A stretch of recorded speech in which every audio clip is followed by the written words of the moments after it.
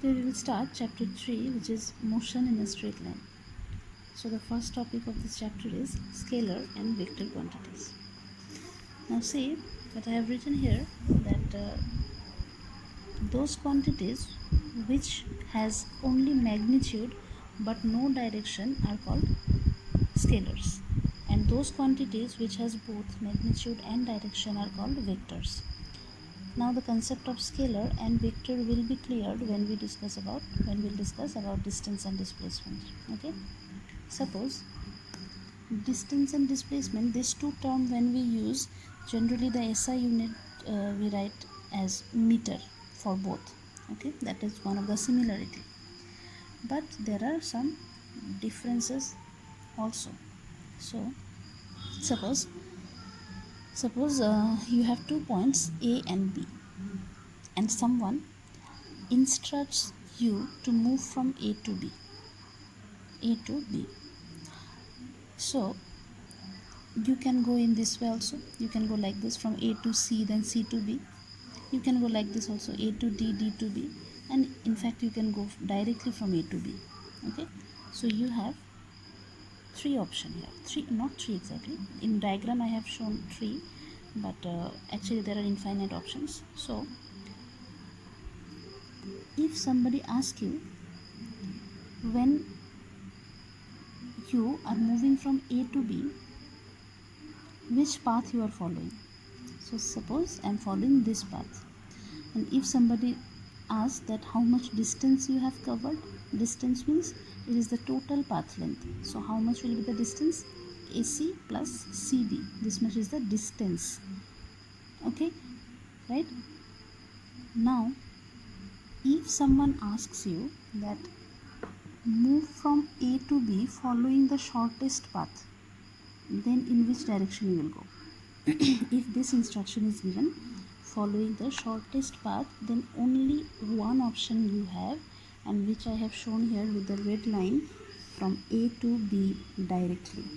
So in this instruction you are asked to move in a specific direction. So since it has a specific direction, it will be displacement. So in simple word, displacement is the shortest distance or shortest path length between initial and final point.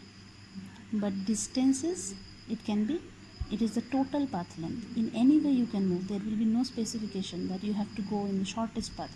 No, you can go in any path, but distance will be the total path length. In that case you have to consider the total path length. Now in this particular case, AB will be the displacement, which is having a specific direction. ACB and ADB,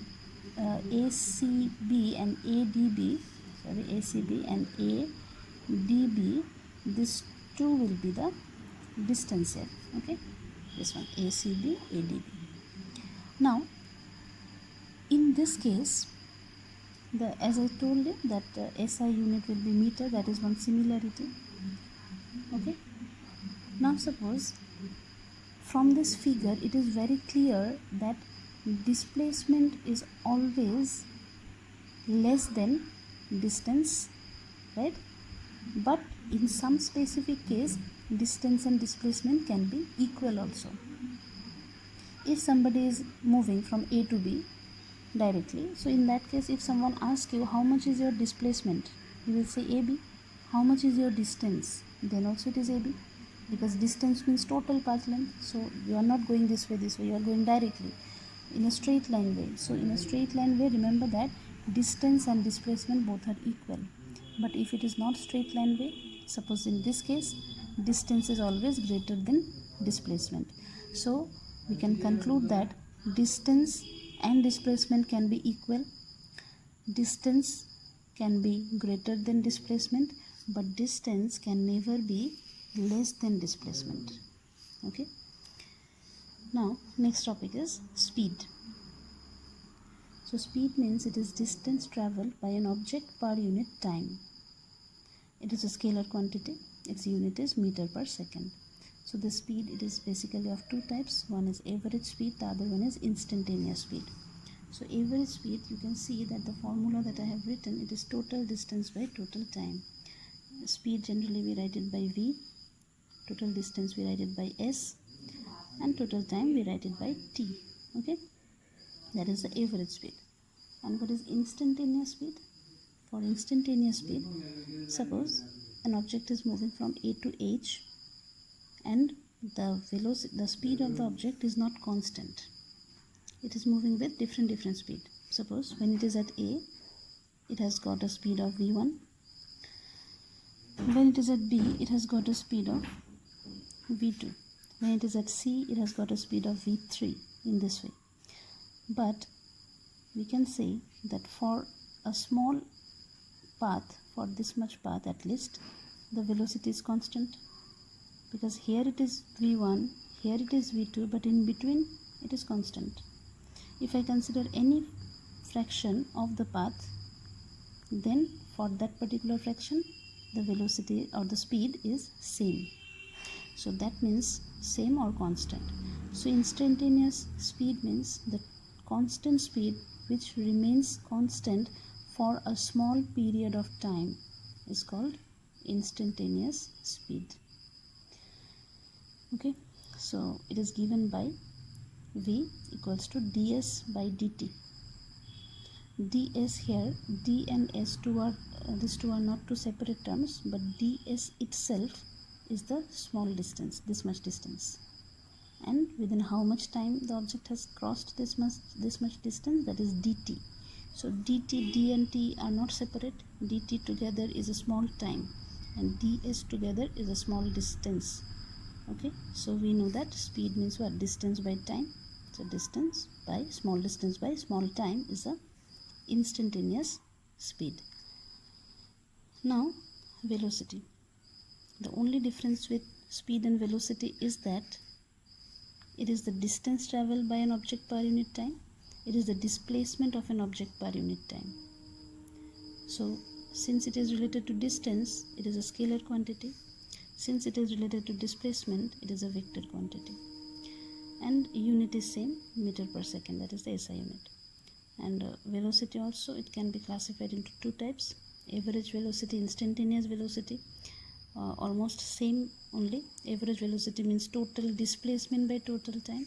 It was total distance, and total displacement is also given by s, so s by t, so that means s is equals to vt. This is one formula that we'll use afterwards. Okay, the next one, instantaneous velocity, also same formula. Just when you write the definition, in place of speed you have to write velocity. So it is a constant velocity which remain constant for a small period of time is called instantaneous velocity. Alright, formula is same, ds by dt. Another very important thing that you have to remember here is that for a straight line motion like this, straight line motion, I told you that distance and displacement will be same.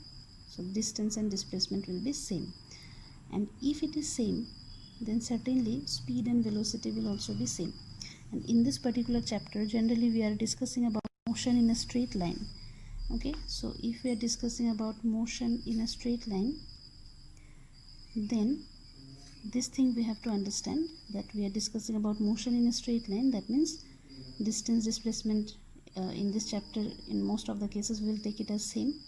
In fact, speed and velocity, these two terms also we will take it as almost same.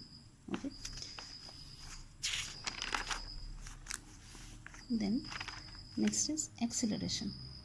So these things already you got in class 9. So acceleration means change in velocity per unit time, or we can also write it rate of change of velocity, because change in velocity per unit time means it is rate. So instead of mentioning per unit time, we can write it rate of change of velocity also, which is the acceleration. And for acceleration we have this formula. Okay, mathematically a is equal to v minus u by t. V is the final velocity, u is the initial velocity, t is the time.